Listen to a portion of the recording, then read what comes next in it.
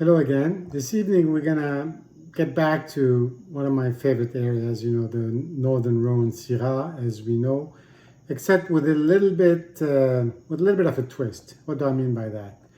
Uh, Two big names of the northern Rhône, Combiers and Gérin.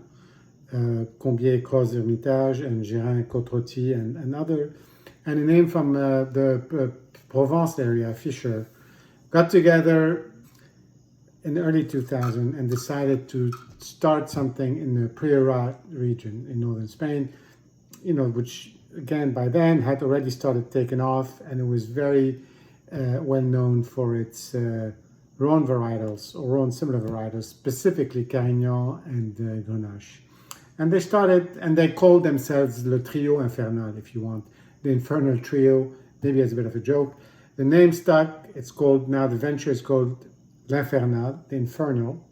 And they have several cuvées, Rieux, red and white. Rieux, I think, is Carignan primarily. And they have Fasnor, which is basically the north face, if you want, in English. We'll get back to that.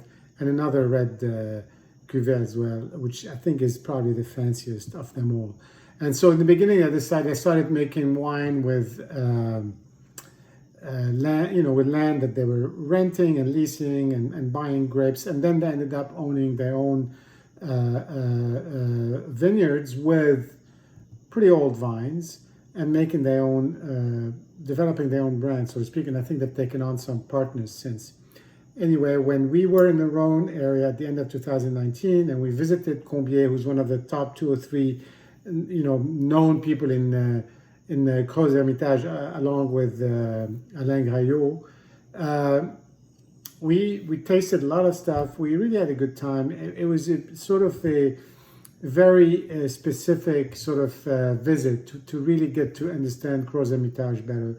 And we ran into this cuvée because he was selling also this wine in France, and I figured, you know what, let's try that too, to just give a little bit of a broader view of some of the stuff that you can do with Syrah. This is 100% Syrah, grown in a vineyard that's about 500-meter elevation, facing north on nice soil, gneiss, which is like this really compressed granite or schist, very, very infertile, very hard, with bands of minerals. And I think the vines really struggle to, but that's one thing that makes it interesting to get their roots going in there.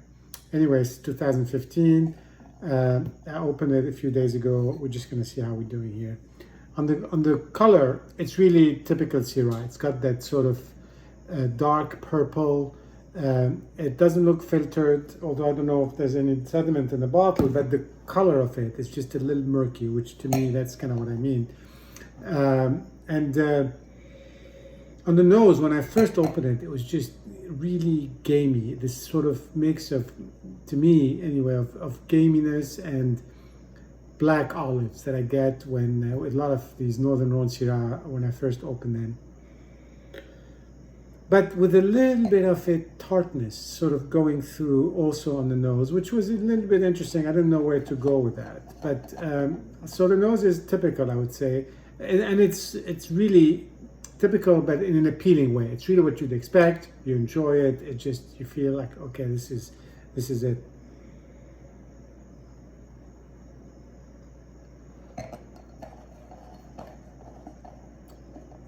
In the mouth, you have the cherry that you get from these Syrahs. You get more fruit, so it's really opening up.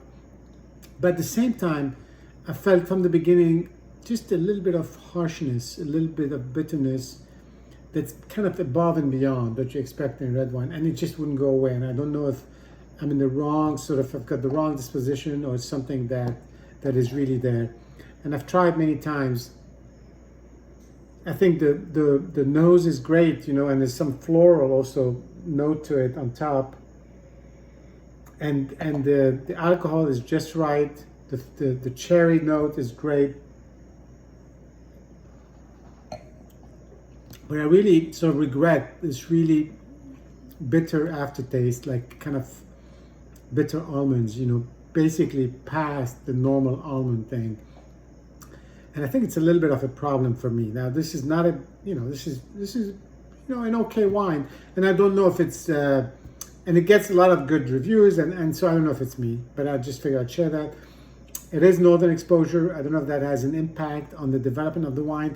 The Combier sort of Cours I've had are just a little bit lusher, rounder, sort of really just no angles, kind of just flows a lot better. And to me, without being simple, it's a nicely made wine. This has a little bit of that note that I just I think is a bit of a shame. Anyway, I wanted to share that with you.